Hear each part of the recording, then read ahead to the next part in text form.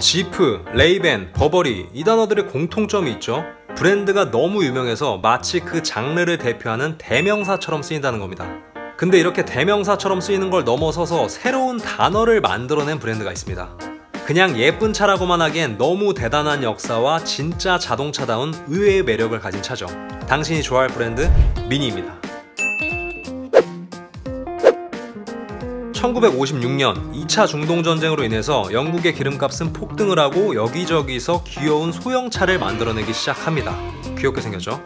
그리고 영국의 한 BMC라는 자동차 회사에서도 작지만 넓다라는 슬로건을 가지고 말 그대로 최소한의 것만을 갖춘 미니라는 소형차를 만들게 됩니다.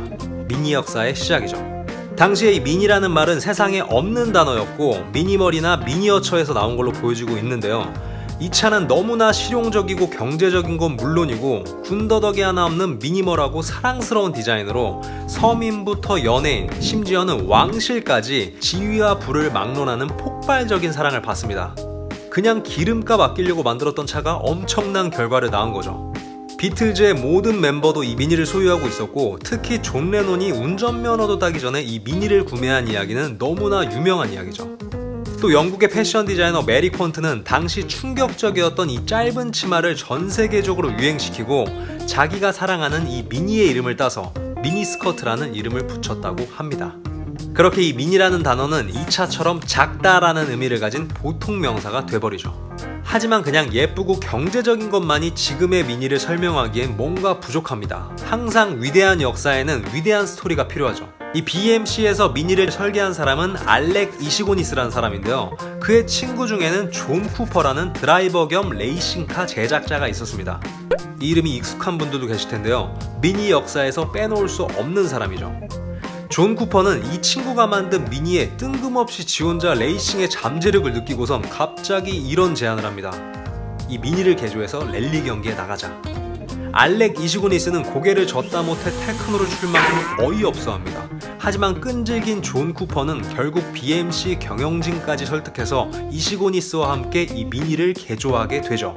그리고 이 개조된 미니는 몬테카를로 랠리 경기에서 1964년부터 67년까지 무려 4년 연속으로 우승을 쓸어버립니다.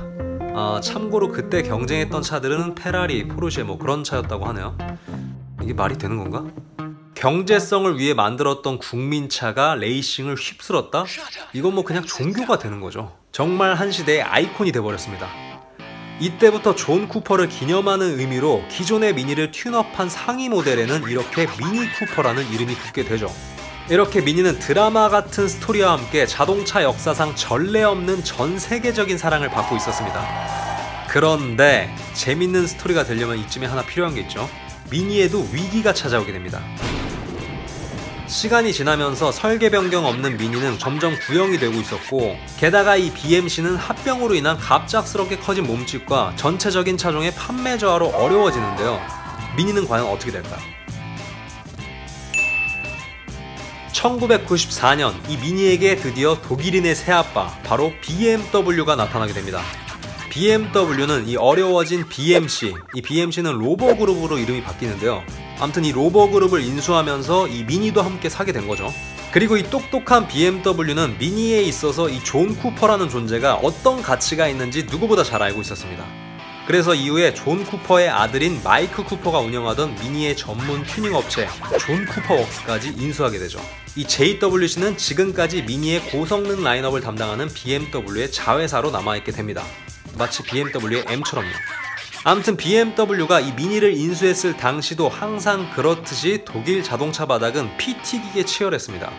벤츠에선 소형차 A클래스와 스마트라는 초미니 브랜드를 준비 중이었고 폭스바겐도 과거의 비트를 재해석한 뉴비트를 준비하고 있었죠.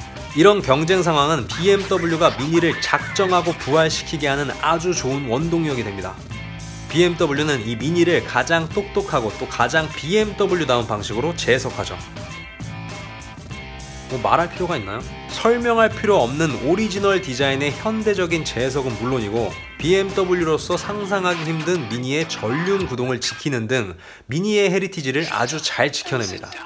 그리고 특히 유럽의 자동차는 이 국가 또한 하나의 브랜드처럼 굉장히 강한 아이덴티티를 지니는데요. 아직까지 이렇게나 영국의 감성을 잘 표현하고 있습니다. 아이러니하지만 이렇게 영국의 감성을 적극적으로 활용하는 브랜드는 없다고 생각이 드네요.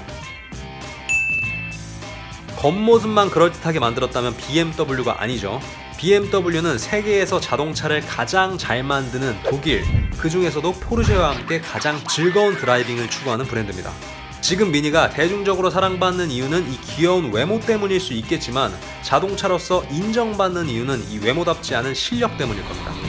BMW에서 만든 차답게 단단한 승차감과 날카로운 핸들링은 과거 화려한 역사에 부끄럽지 않은, 오히려 더 업그레이드가 된 실력이죠. 실제로 2010년 애틀랜타 레이스에서 이 미니 쿠퍼 S는 포르쉐 911 까레라 S의 단 2초 차이로 패하기도 했죠. 가격이 3배 차이인 걸 생각하면 뭐 2초 정도면 괜찮은 거 아닌가요? 그러니까 이 미니를 차알못들이 그냥 예뻐서 타는 차라고 한다면 그게 더 차알못을 인정하는 셈이 되는 거죠. 그래서 그런지 저는 미니를 보면 마치 외모 때문에 실력이 저평가받고 있는 배우나 스포츠 선수 같다는 생각이 듭니다. 뭐 그럴만한 외모네요. 이렇게 실용성과 경제성만을 위했던 기교 없는 순수함은 자동차를 넘어 한 문화의 아이콘이 되었습니다. 작지만 실용적인 차로 태어나서 기교 없이 미니멀하지만 감각적인 디자인으로 또 의외의 달리기 실력까지 갖추고 게다가 이 모든 게 오랜 시간 동안 지켜져온 헤리티지까지 더해지면서 작지만 큰 차 미니를 만든 게 아닌가 싶습니다. 오늘의 브랜드 미니였습니다. 끝!